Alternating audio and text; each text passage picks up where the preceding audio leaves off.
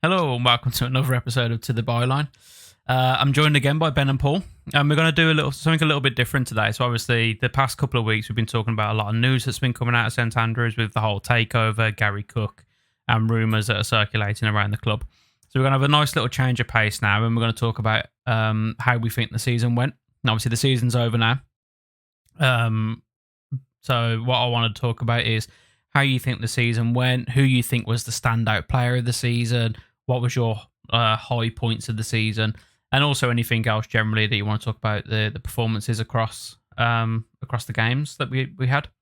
So I'm going to start with you, Ben. How would you describe Birmingham City's season?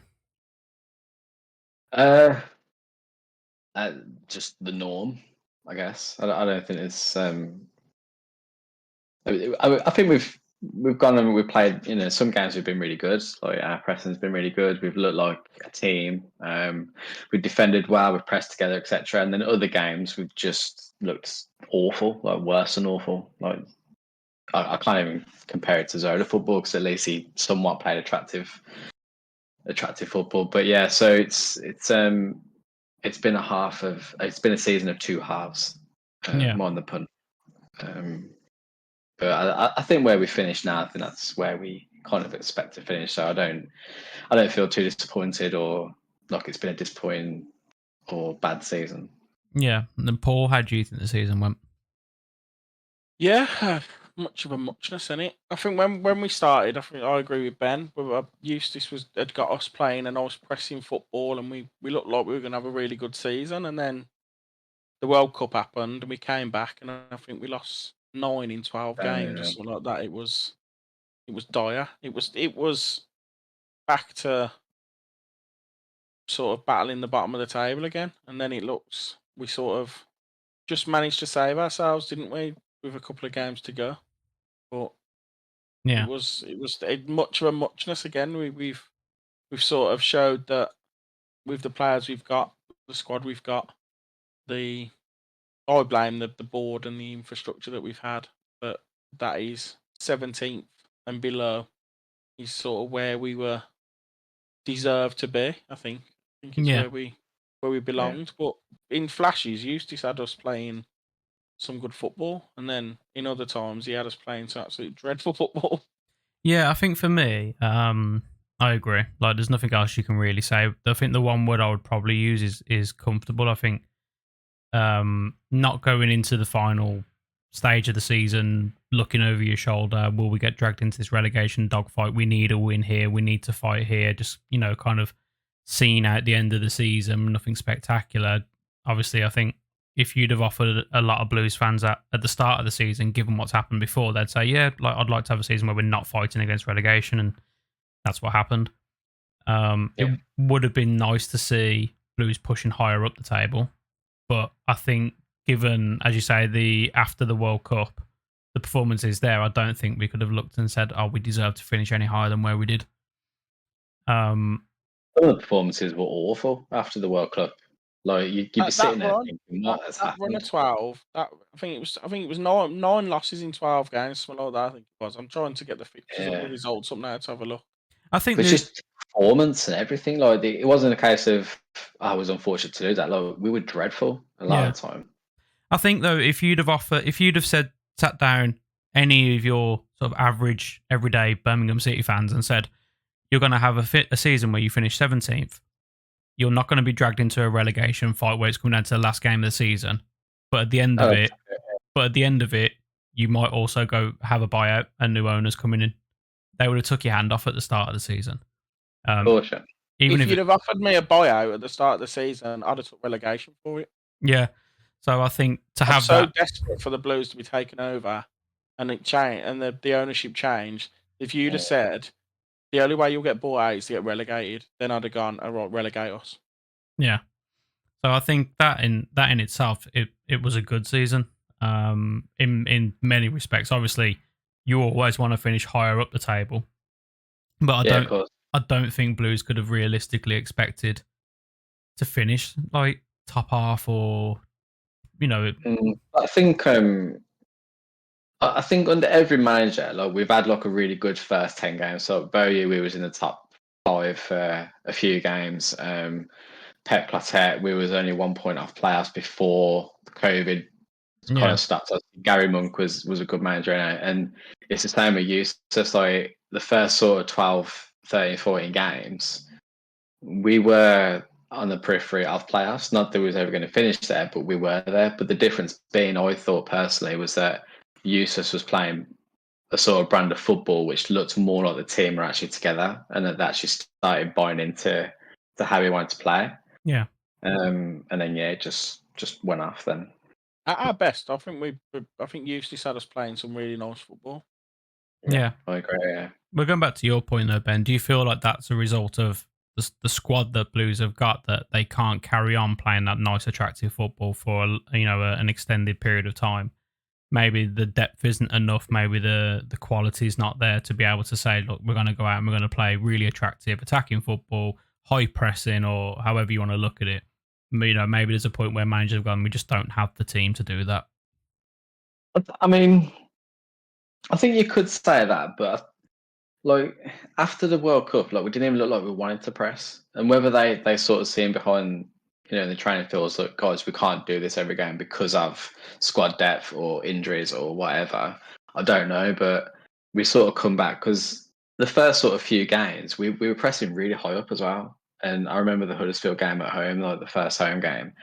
And we were like 2 or 3 players all on like one defender each. And the way that he was doing was really well drilled and stuff. And then I think the game after we come back from international against Blackpool, we drew 0-0. Probably should have won that. I think we had 2 goals disallowed, but the press just wasn't there. We just kind of just tried to be more stubborn, I guess. And I think we kind of sat back against good teams and eventually just started losing the games then. Yeah. So there could be an element of it personally, but I just feel like maybe they purposely changed the style of play or something. Yeah. Because it was just dramatically different. Okay. So we'll move on now then, and we'll take a look at probably our moment of the season. I'll start with you, Paul. What would you say throughout the whole season, what was your standout moment? I think there's a few, but I think I'm going to go with Austin Trusty's late winner at Swansea. Okay. I think that's the one for me. 97th minute against Swansea. 3-1 down. 3-2 down. Yeah, I think the whole game, wasn't it? That we battled. It was one of them games where we actually looked like we wanted something. We had a battle. We were 3-1 down, yeah, and then just Austin Trusty, the man. The man, the myth, the legend. Yeah, and Dukey, to be fair, Dukey in the 90th minute, you always know that you can trust old big Dukey to keep fighting to the end. I think that is the one for me. That's the standout game. Yeah. Everyone loves a last minute winner, don't they? Yeah. Ben, what would be your moment of the season? For me, it was the 3-2 win away against Baggies. First time we'd won on that ground for a long time. Hogan hat trick. He just looked lethal that game. He looked like he could have scored more than the 3. Just Bakuna's ball for the second goal. Like if that happened in the Premier League, you'd get people ranting and raving over it. The fact that it's happening in the Championship, you don't get that crowd that see it. But on the halfway line, outside the foot, it's just it was unbelievable. And then obviously to see the fans, John Eustace walk over there and just feel that level of pride as well that he'd gone and beat the Baggies. So for me that was just the run of games where he kept going to the away fans. We won a cup final every week. yeah, that's right. Yeah, but we just looked like a team, and it was just the perfect performance, bar the penalty, which I don't. It was for me, it was outside the box anyway, but it was just an all-round perfect like game. Yeah. So I was a bit torn with this one because I was gonna say Billick getting his teeth kicked out. I don't know why. Probably because I read his post today about leaving. But I think as I live quite close to the Baggies ground, it would have to be the win against them. Obviously, seeing a lot of disappointed West Brom fans is something obviously that you can take a lot of pride in. So yeah, I'll probably go with the Baggies game as well. So, well, let's just move straight into who do you who would you say was your standout player of the season? I've got a feeling I know who you're both going to say. So I'm hoping you're going to go with someone a little bit different from each other. But I'll start with you, Ben. Who's your? I'll let Paul take that player because I know, yeah, he genuinely loves him. For me, I'm going to go for Bielik. I think sitting in front, he brought a level of calmness for a 25-year-old that I don't think we'd seen in that position for quite a while. He was never backed out of a challenge, got booked a fair bit because of that. But he could also bring the ball out of defence. He could pick a pass. He was good in the air. I think he was good for the young players to a certain degree as well. So, yeah, for me, it was Christian Bielik. Paul, might as well drop the name. It's the main man, Austin Trusty, in it. Yeah. He was something special for us this season. A shining light. He's going back Arsenal. If he doesn't play for Arsenal in the future, or even in their squad, then somebody is getting one hell of a player. Yeah. Well, apparently Rangers are getting him, aren't they, for $2 million? That's a steal. $2 million's a steal. He's top notch for me. And how he didn't go to the World Cup with the USA, I don't know. He deserved to be at that World Cup, and for me, he was the best. Wasn't he our top goal scorer at one point? I think he was. He did that little flick as well at one point. Yeah.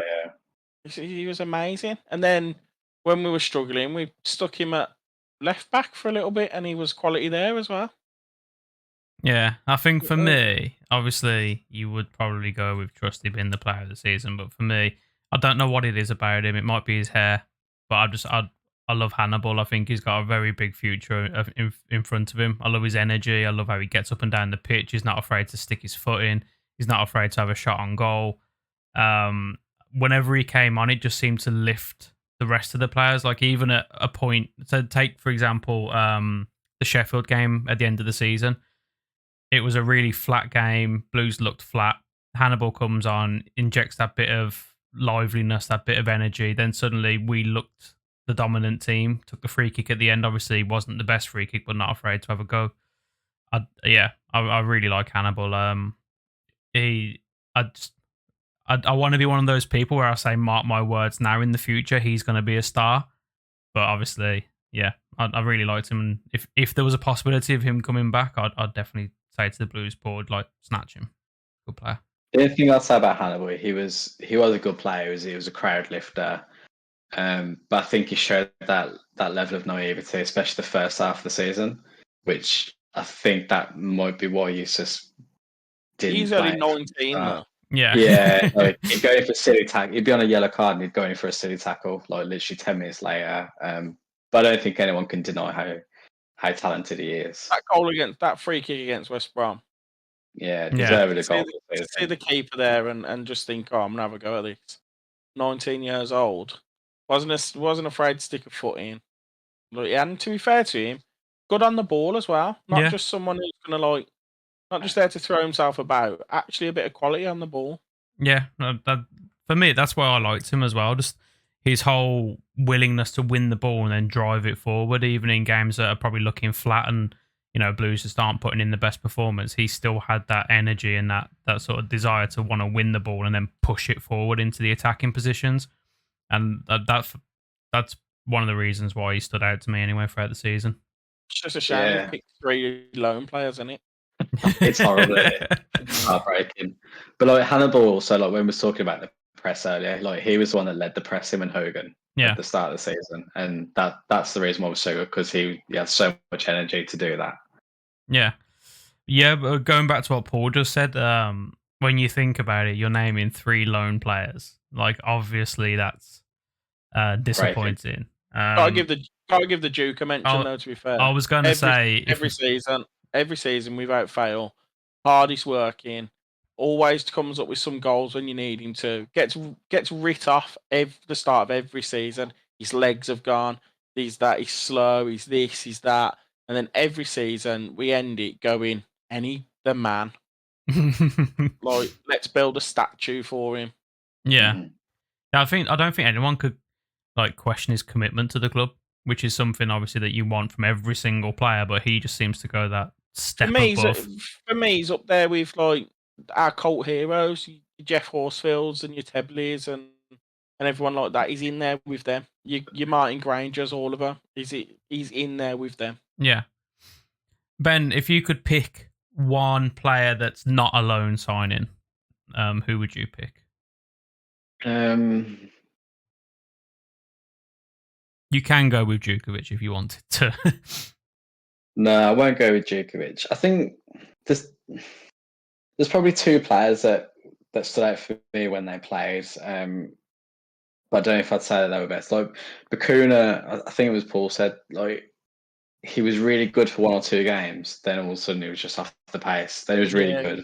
He's if he sorted his consist, wow, that's the reason why he's at us and not Yeah. somewhere else. Is the inconsistency, and it's the same for Chong. Chong's another one. If they Yeah. could do it every game, they'd both be Premier League players. They wouldn't be in the Championship. I mean, so like Bakuna on his good day is unbelievable for Blues. Yeah. But one other player that I've been really impressed with, who's probably might have gone below the radar, is JJ Jordan James. I think Love every him. time he's come on the pitch, he's done well. You know, he shows a level of calmness for his age. He's obviously come through the academy. He's built good relationships with people, and I just don't think he's ever really had a bad game for us either. Yeah. I think all our So- young boys, all of them, I think they've all had decent seasons. Yeah, I think you could easily say George. Obviously, you know, he won Young Player of the Year, etc. So it'd be easy to say George Horn. He has done well, but I just think JJ for me is. I feel sorry for JJ. I think he should have had more games. I think he should have played more football. Yeah. Yeah. I think he will next year. I think he could be the one that replaces Bielik if we don't sign him. Yeah. I think he's a real good player. Him and Alfie Chang. I think Alfie Chang's a top player. I do like Alfie Chang as Yeah, well. I thought Alfie Chan looked good. I think if I was going to pick, I'll be a little bit. They often don't get much love, but I think John Ruddy. I think he had a solid season, and as the Very Blues goalkeeper, he always looked like commanded inside the box. Obviously with experience, helping organise the defence, solid goalkeeper. I think John Ruddy, bringing him in was a really good decision, and getting him as your number one goalkeeper. I think John Ruddy. Yeah, I'd probably say of the non-loan signings, I'd go for Big John. Etheridge as well, though, when he came in, when Woody ended up being injured, they're both top quality. They both could be number ones in any in most championship sides, I think. Yeah, So for us to have them as a number one and a number two, probably our strongest position. I'd say it definitely is. Yeah. When, like, if you think about, like, for example, if you go through each position, obviously, I know that with the defense, we're losing the majority of them when they go back to off their loans. Midfield, I think, is the one position I'd say that is the most exciting. There's a lot of young talent coming through in the midfield area, and then your strike force. I just think it's aging is what you can describe the strike force as. Isn't it? And you kind of you lack that one player that's got that real sort of spark. Like Djukovic obviously is a workhorse, tries heart out. Hogan can have that though. That's what. It's the inconsistency with him as well. Yeah, he confuses me because, like, the game against West Brom where he scored 3, it was all sort of run on instinct and things like that. You going to bed, Ben? Sorry about that. It looks like it's about to put on a horror movie. Gone to bed. I'm just going to talk about Mark Hughes again, so I thought I need to sit in a dark room. Yeah, with Hogan, I don't know if it's confidence or he needs to just be running off instinct or anything like that. Because some players, if they got time to think, they end up making a wrong choice. But if there's only one option on, and it's all running on their instincts, they like the goals against West Brom. There wasn't much else he could do other than what he did. Yeah. And I think that kind of he obviously set his mind to it, and that's how he was going to take the chance. Yeah, there was a few times with him though where I thought he seemed to lack that little bit of desire to do something. There was a time with a goal could be backed out of a challenge, and but I think after January, I think there was an interview with him the other day apologising for his form after January. So I think he'd obviously got niggles and injuries from January onwards.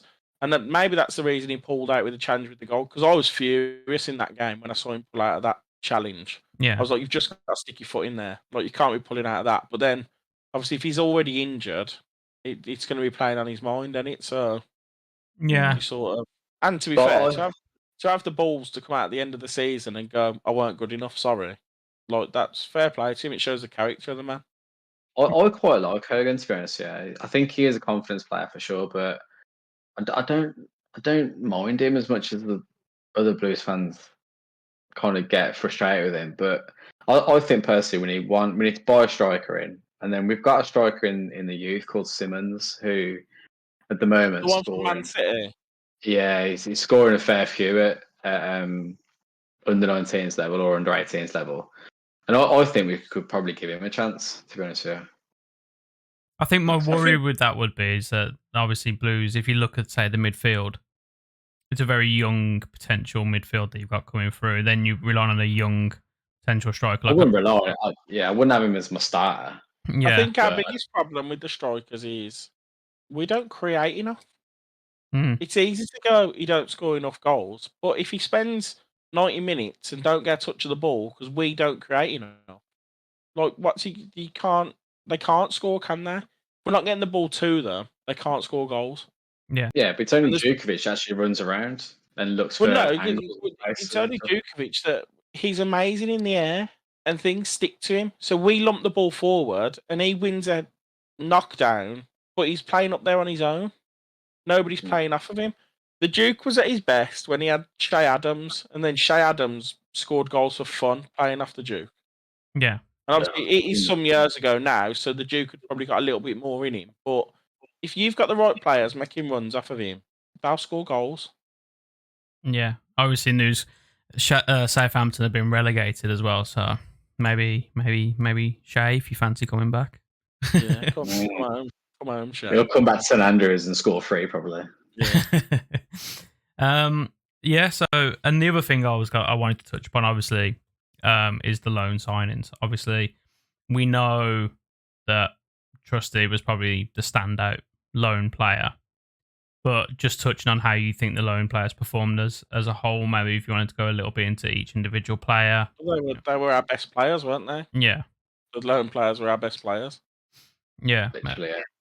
I think if we don't try and sign Sanderson, well, I think Trusty out of the way, right? We should go and try and sign Trusty, right? I don't think Trusty will be available. I don't think Exactly. Hannibal. I don't think Hannibal's going to be available. I don't think Trusty's going to be available.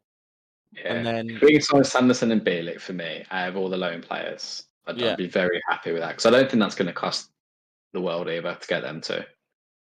Sanderson's he's from Wolverhampton as well, isn't he? So you could hope that it being local would make him want to come. Yeah. That's what I mean. Yeah. Bielik's not going to want to go down to League One, is he? So. Well, he has actually said that he doesn't want to go back to Derby. He doesn't want to play league football next season. So there's always that potential there. Obviously, he walks into any, except maybe only Burnley. He walks into any championship team, in my opinion. Bielik. Yeah. On his day, yeah, definitely. But like he has also built up a good rapport with the club as well. Like I don't know if you saw. This is his second time here, isn't it? Yeah. So he's got a good relationship with obviously the fans. Fans have got a good relationship with him. He's got a good relationship with the backroom staff and everyone else. So there is that potential there, and obviously I'd welcome him to come full time. He lives in Erdington with all the other Polish fellas. But yeah, yeah, I think Sanderson as well. I think when you look at how good Trusty was, I think Sanderson was also up there as like a top defender, like definitely. throwing his body about. When Sanderson and Trusty were in the middle playing together, that's when we looked our strongest. Yeah. And then the fact that we haven't offered Maxine Collin a new contract absolutely breaks my heart as well. Yeah. Obviously I think the thing that you look at now and you think for next season is as much as, you know, this whole takeover and people want to go and spend money on these exciting championship players, it's a pretty much a whole new back four that's needed now. Yeah. Quite literally, yeah. As it stands now, yeah. And that's if we're playing a back four next season. If he reverts to the 5 at the back, then it's a new back 5 that we need. Yeah, well, whatever formation he plays, he needs a whole new defense, and he needs subs, and also probably some backup for them as well. Yeah. Yeah. So, who would you of all the Blues players now, let's say that we're not gonna sell anybody. Who would you most look forward to seeing how they progress next season? George Hall, All, and JJ. all the young lads, yeah. Yeah. If you can keep Job and George Hall and JJ and Alfie Chang, it's always more exciting, isn't it, when they come through, when they come through the youth system. You always that little bit more excited about where they can go and what they can do. Yeah. I think, Paul, you said before that you'd like to sign one experienced midfielder who's going to keep the youngsters sort of in check during games. I'd like someone. I think Gary Gardner would have done it if he'd have been able to stay fit. Like just someone in the midfield who sort of sits in the hole and just sort of reins them in, keeps them in there, and tells them when to kick on when they need to kick on. Because that's the thing that they need to learn now is the experience and the on-field knowledge and all that sort of stuff. The little technical bits that you pick up from being like a seasoned pro. Yes. If we could bring in a championship midfielder who's probably spent most of his career in the championship and knows it like the back of his hand, then I think it'd work wonders for the young lads that we've got. Yeah. So would you give them all more game time next season? The youngsters, that is. Yeah, because I think they're even if you're going to sell them to fund to the team to go forward, they need more game time because the more they play, they're either going to do well for the Blues or they're going to be worth more money, which then is a profit to the Blues. So it's for me, they need to start playing more games, but they're all too inexperienced to be playing that midfield role together. Yeah.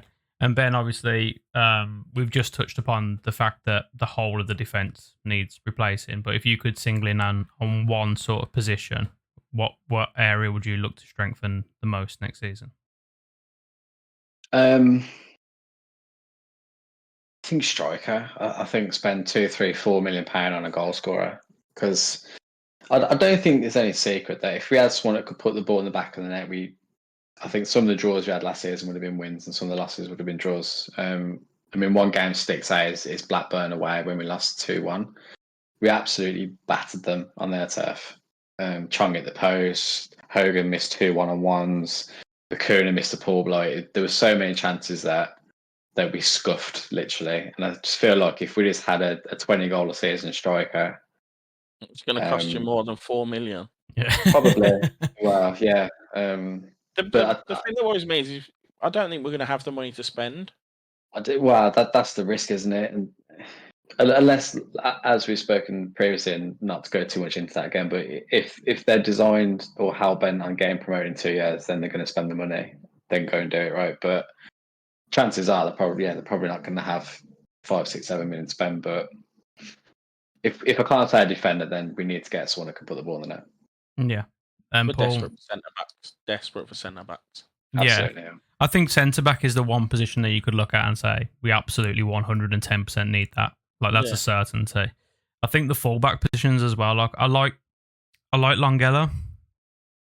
I think he needs to work on his defensive side of things a little bit more. Another young lad down there, another young one. But it's tough, isn't it? Because you don't want to. Well, I don't like doing it. I don't like picking apart the performances and the downfalls and the faults of young footballers because I just think well, he's still better than me.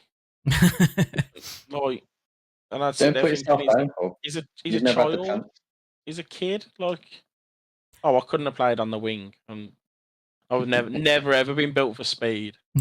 But I think with Longella, like I don't think it's unfair to say that. I think attacking wise, I really like him. Like he's obviously got the pace. He's got the energy to do it for like 90 minutes. Final ball. He'd work well in a wing back role. Yeah, as a wing back. Yeah. It was just that defensive side that I think if he can improve that next season, he'll be a very good player for Birmingham. The thing is, like the Championship's a very hard league. There are very, very good players in the Championship on the wing. The toughest league, I think. Yeah, and like you could be the best fullback in the world, you're going to have a tough time against some players in this division. So I mean, we can get the most experienced one. I don't think it's going to make a huge amount of difference, but I feel like potentially letting the most experienced one leave by not giving him a contract in Maxime Collins. you would keep Maxime Collin, especially if you're not going to splash the cash in you. But it's such a big job this season. It's such a massive rebuild for the club and the management. From top to bottom as well. Not even just the team, the whole thing. Yeah, it could be an exciting, very exciting next 3 months. But it could. I just don't know how it's going to go personally. Okay. I'd take anything that isn't a relegation dogfight and of course, just playing a nice standard of football.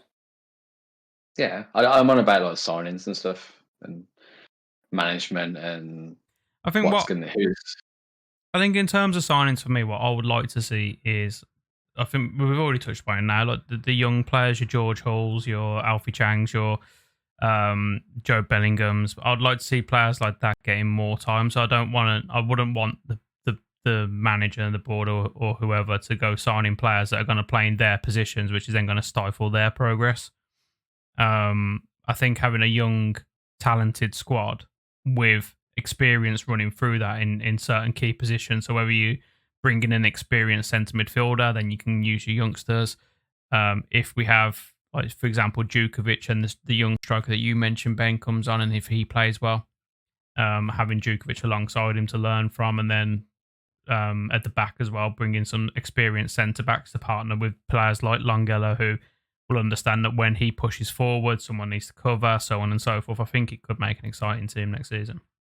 And then we've got a young team. That's the thing. You know, we've got a couple of old players, but we have predominantly got a very young team. So it's going to take learning. It's going to take, their education is going to happen over the next sort of season or two. So I don't think anyone will criticise the young players for making mistakes, which has always been a good thing for Blues fans. Oh yeah, I don't think people are going to criticise. I'd like to see them given a real sort of chance next season. Is the thing that I'd like to see. Obviously, everyone dreams of new owners, £100 million to spend, bring in the best championship team in the world, get promoted. But for me, it's like, well, we have these young, local, talented players that can really make a difference in the club if they're given the chance to prove what they can do. And I think I'd like to see that coming through from the club next season. Yep. All right, so that's been our season review. Let us know before we wrap it up. Yep. I want to apologise to all the Blues fans that dress as Peaky Blinders, and just say that if any of them want a coaster from Holy Brother Engraving, just follow me on Instagram or Facebook and let me know, and we can sort them out with a to the byline deal of £3 for a Peaky Blinders coaster. There you go then. It looks like To the Byline is again sponsored by Paulie Brother Engraving. No choice to that, right? Yeah. Through that I'm just going to sneak them in, yeah. Just use the code To the Byline. Yeah, To the Byline. Yeah, quote the code To the Byline and then you'll get a discount on your order as well. But anyway, let us know in the comments. Do you agree with what we've said? Do you think we've missed anything? Do you think we're so far wrong that you just want to shout about it? Let us know in the comments. Drop a like on the video if you enjoyed it. And obviously subscribe to be notified when we next upload. And again, thank you everyone for watching. Up the Blues.